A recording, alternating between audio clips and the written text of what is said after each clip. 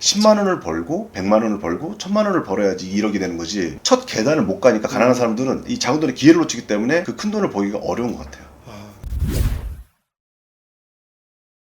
부자가 되는 사고방식은 따로 있을 거야. 뭐 부자가 되는 사고방식이 중요해. 이렇게 많이 생각을 하시는데 네네. 그렇다면은 부자들은 알고 있고 가난한 사람들은 모르고 있는 뭐 이런 것들이 있을까요? 부동산 경매를 처음으로 어떤 그 강의도 하고 네. 왜냐면 제가 2008년도에 그때 당시에 굉장히 좀 무너져가는 그런 회사를 살리기 위해서 생존을 위해서 부동산 경매를 배운 거거든요. 네. 그렇게 해서 부동산 경매를 배우고 그걸 해보니까 이게 정말 기회가 되더라고요. 그 기회가 돼서 그래서 재테크 책을 처음 냈던 게 부동산 경매 관련 책이었었던 거예요. 그래서 경매를 이제 가르쳐 보니까 부동산이라는 게 사실 뭐 인플레이션 복리 효과가 있기 때문에 버티고 잘 있으면 불어나서 또 자산이 커지거든요. 네. 그러다 보면 어떤 사람 또 운이 좋게 짧은 시간에 돈을 많이 벌 때가 있는데 돈을 많이 번 사람들 중에 어떤 사람들이 다시 가난해지더라는 거예요. 상황이 더 안 좋아지는 거예요. 그럴 수가 있어요. 예, 그러니까 돈을 예를 들어서 한 1억을 벌었는데 갑자기 빚이 뭐 2억이 된다든지.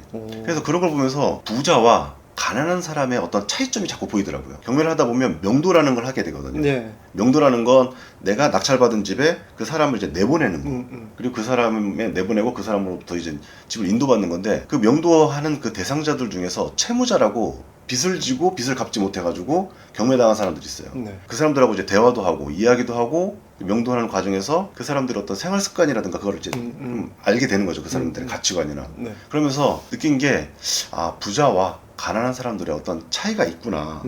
예, 그런 차이가 전부 말하기에는 좀 어렵겠지만 그쵸. 뭐 핵심적인 걸 얘기하자면 가난한 사람들은 후회를 주로 많이 해요. 항상 말투에서 내가 옛날에 뭐뭐 했으면 옛날에 이랬으면 그러니까 옛날 얘기를 많이 해요. 그러니까 과거에서 벗어나지 못하는 것 같아요.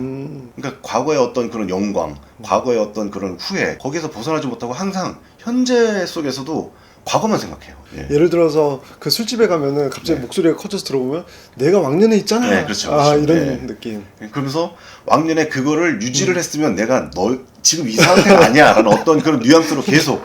예. 그리고 부자들도 항상 과거를 생각해요. 근데 부자들은 그 과거를 다르게 생각을 하더라고요. 어떻게 하냐면 부자들은 후회보다는 반성을 해요.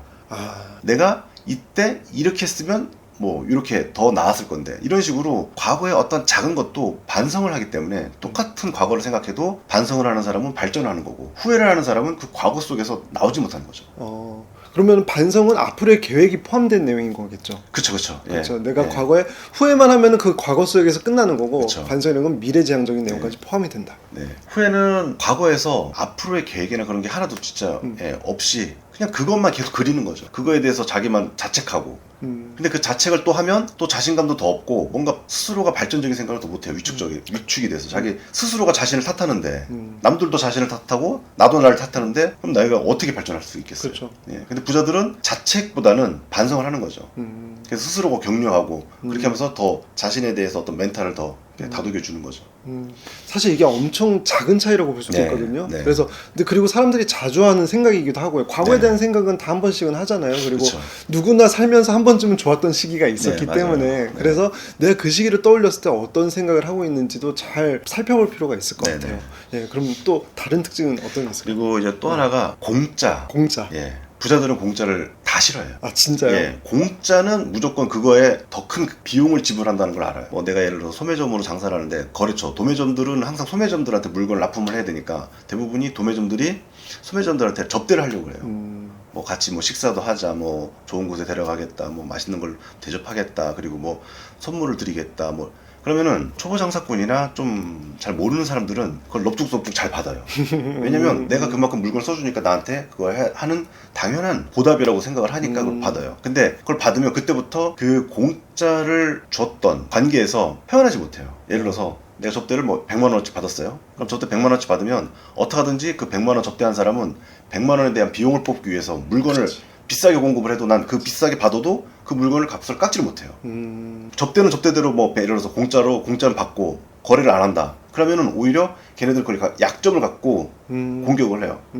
저기는 어떤 그런 상도가 없다. 그냥 돈만 받고 뭐 했다. 뭐 접대 받고 했다. 그러면 소문만 더 안 좋게 나요. 결국에는 내가 받은 것보다 더 큰 걸 잃게 될 수가 그쵸. 있겠네요. 예. 일반 사람들은 솔직히 말하면 공짜라고 하면 그쵸. 다 좋아하잖아요. 네. 근데 부자들은 정말 한 분도 좋아하시지 않는. 예, 그게 예를 들어서 직장 생활하면서 누군가 뭐 주면 그냥 받아도 뭐 큰 뭐 탈이 없어요. 그쵸. 근데 직장 생활만 해가지고 솔직히 얘기해가지고 좀 부자 되기가 어렵거든요. 맞아요. 이게 소득 규모 자체가 다르고 물론 이제 그런 어떤 다루는 돈도 다르고 어떤 생각도 달라요. 그래서 보통 대부분이 부자들은 뭐 장사나 사업 그리고 뭐 투자 이걸 하는데 그런 분야에서 공짜를 뭔가를 받으면 그만큼 그 이상의 많은 비용을 더 치르게 돼 있는 거죠. 근데 앞에서 말씀하신 게 갑자기 생각나는 게 내가 이 사람의 물건을 도매상으로부터 사줬으니까 네. 공짜를 받는 게 당연한 거야라고 사람들이 생각하는 경향이 있다라고 네, 하셨는데 네, 네. 보통 사람들이 내가 누군가에게 뭔가를 해주면은 그거를 좀 더 크게 생각하는 그쵸. 경향이 예, 있잖아요. 예, 맞아요.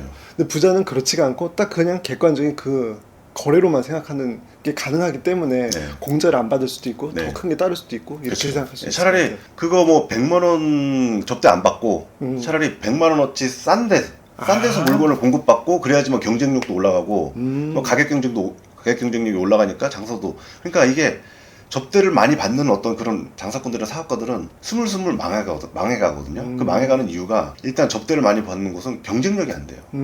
예. 이쪽에서 100만 원 접대를 받으면 이쪽에서는 비싸도 써야 되니까 딴 데서는 싼 데만 싸가지고 가격 그만큼 소비자들한테 싸게 공급을 하는데 나는 비싸게 공급받아가지고 싸게 공급을 못하니까 가격 경쟁이 안 되는 거죠.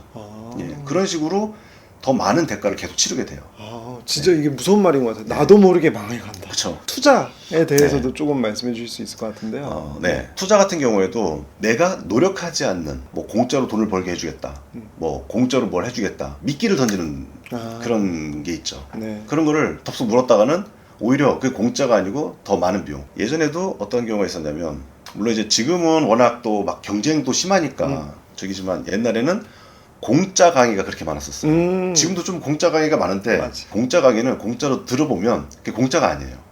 신문지에 신문상에 이렇게 예를 들어서 경매 공짜 강의 해가지고 큰 그 스테디움 빌려가지고 거기에 막 1000명 가까이 거기다 사람 집어넣고 막 강의를 해요. 딱 가면 가자마자 거기서 뭔가를 이제 그 나눠주는 게 있어요. 그 유인물을 하고 뭘 책 같은 거 나눠주는데 그걸 또 거기서 사야 돼요. 그 현장에서. 근데 거기 공짜라고 해서 거기 갔는데 안 사고 안 들어가는 사람이 없거든요. 그쵸. 그리고 그걸 사도 그 안에 들어가도 다 얘기를 해요. 그럼 하다 보면 뭔가가 빠져 있어요. 내가 필요한 것들. 핵심. 예. 그럼 그걸 하려면은 개인적으로 연락을 하라. 이런 식으로 해가지고 더 많은 비용을 지불하죠. 차라리 몇만 원, 몇십만 원 내고 강의를 듣는 게 낫지. 공짜라고 해서 강의 들었다가 뭐 몇만 원짜리 뭘 또 사고 통화를 하려면은 또 얼마가 필요하고 매몰 비용으로 빠져드는 거죠. 거기. 예. 일종의 상수. 예, 그래서 그런 투자에서도 그런 게 되게 좀 많이 있죠. 그리고 세 번째로 이제 꼽을 수 있는 건 돈을 비율로 생각한다는 점이에요. 이거는 네. 생소한데. 네. 부자들은 돈을 퍼센테이지로 생각을 해요. 가난한 사람들은 돈을 단순한 수치로만 예를 들어서 10만 원은 작은 돈, 1억은 큰 돈 이런 식으로 가난한 사람들은 생각을 하는데 부자들은 예를 들어서 10만 원을 벌었다 그러면은 가난한 사람들은 10만 원 벌어? 그럼 난 안 해 이렇게 나오는데 네. 부자들은 그 10만 원을 어떻게 얼마를 들여서 벌었는지를 따져요. 그래서 이 10만 원이 수익률이 좋은 거다. 그럼 그 10만 원을 벌기 위한 노력을 하고 그러니까 방법을 다 따져보는 거죠. 가난한 사람들은 10만 원을 버는 방법이야 라고 하면 10만 원 벌어서 뭐 해? 하고서 아예 과정이나 뭐 공부나 어떤 연구나 어떤 그런 걸 하지 않고 그냥 딱 끊어요. 그냥 10만 원을 무시하면서. 그러니까 발전이 없는 거죠. 그리고 부자들은 10만 원? 그래 그거 어떻게 벌었는데? 얼마를 들였는데? 뭘 해서 벌었는데? 이렇게 해서 퍼센테이지를 알아요. 그러니까 뭐 예를 들어서 100만 원을 들여서 10만 원을 벌었다. 그러면 굉장히 수익률이 좋은 거니까 그걸 배워요. 그래서 어떻게로 자연스럽게 이어지는. 예, 그리고 어떻게 하는지 방법에 대해서 습득을 하는데 가난한 사람들은 10만 원 벌려면 안 해. 이렇게 하니까 방법도 몰라요. 근데 1억을 벌기 위해선 10만 원을 먼저 벌어야 돼요. 10만 원을 벌고 100만 원을 벌고 1000만 원을 벌어야지 1억이 되는 거지. 첫 계단을 못 가니까 가난한 사람들은 이 작은 돈의 기회를 놓치기 때문에 그 큰 돈을 벌기가 어려운 것 같아요. 근데 약간 다른 얘기는 수도 있는데 네. 그러다 보니까 오히려 이제 돈이 없는 분들이 좀 잘 속기도 하는 것 같아요. 1억 버는 방법. 맞아요. 맞아요. 예. 1억 천금을 노리니까. 그쵸. 예. 근데 그게 아니라 10만 원부터 차근차근 단계를 밟고 네. 그 과정에서 내가 배우고 그거를 내가 시드머니를 더 모아서 그 방법에 더 대입을 해서 그쵸. 결국 복리 효과를 예, 누르는 그쵸. 그런 방법으로 부를 이루어야 된다. 네, 맞아요. 어. 네. 사람들은 1억을 벌고 싶어 하는데 10만 원을 벌고 싶어 하는 거에 대한 관심이 별로 없어요. 근데 1억은 10만 원을 벌어봐야 똑같은 방법으로 그게 좀 더 확장하고 그 성장을 해서 1억을 버는 거지 돈이라는 건 그냥 아무것도 안 하다가 갑자기 1억 탁 벌 수 없는 거예요. 그건 다 도박이죠. 그렇죠. 예. 10만 원이란 돈이 부자한테보다는 가난한 사람한테 더 소중할 수 있는 돈이잖아요. 그쵸. 근데 가난한 사람들이 오히려 네, 맞아요. 야, 10만 원 따위야 뭐 이렇게 생각하는 게 어떻게 보면 자기 기만 위선이다. 맞아요. 그래서 부자들은 그런 어떤 작은 돈도 뭐 소중하게 생각을 하기 때문에 가격 같은 것도 잘 깎아요. 근데 아. 가난한 사람도 가격을 잘 안 깎더라고요. 아, 내 체면이 있는데. 예, 아, 맞아요. 어떻게 보면 되게 사소하지만 네. 이 사소한 차이들이 그 인생의 최종 결과를 갈라질 수 있는 그런 예. 것들이 참 많은 것 같네요. 맞아요. 예.